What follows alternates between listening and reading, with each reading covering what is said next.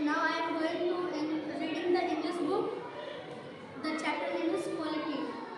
I visited his shop from the days of my extreme youth because he made my father's boots.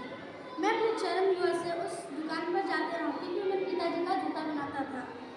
He lived with his elder brother in his shop. वो अपने छोटे भाई के साथ उस दुकान में रहता था. Which was located in a small by street in a fashionable part of London. जो कि छोटी सी गली में पड़ता था और वो एक लंदन का हिस्सा था. The shop possessed a certain quick distribution. जो दुकान था वो काफ़ी अधीन रहता था. There was no name plate on it other than the name of Gessler brother.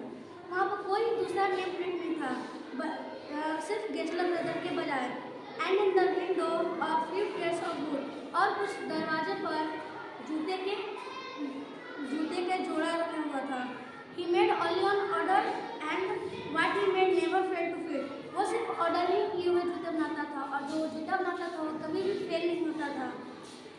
To make food such food as he made appeared to me then and still appears to me mysterious and astonishing. जो जूता बनाता था वो बहुत अजीबोगरीब और आश्चर्यचकित जनक रहता था. I still remember my side remark one day. एक दिन मैं बहुत शर्माया भी था क्योंकि while stretching out him my youthful foot. जब मैं युवा चरण का था तो उसने एक बार मेरा पैर खींचकर उसका नाप लिया था. Isn't it terribly too hard, Mr. Gessler? मैंने उनसे कहा भी कि कुछ ज़्यादा डरावना नहीं है, Mr. Gessler. And he supplied the answer with a sudden smile from out of the redness of his beard. और उन्होंने हंसते हंसते कहा कि ठीक है दोस्त. It is not adult. It was not possible to go to him very often. His boots lasted very long. ये ज़्यादा संभव नहीं था कि उनकी दुकान पर रोज दिन जाया जाए क्योंकि उनके जो जूते थे बहुत साल तक टिकते थे. Having something beyond the temporary some spirit of good stitched into them. वो अपनी मेहनत और लगन से जूते बनाते थे.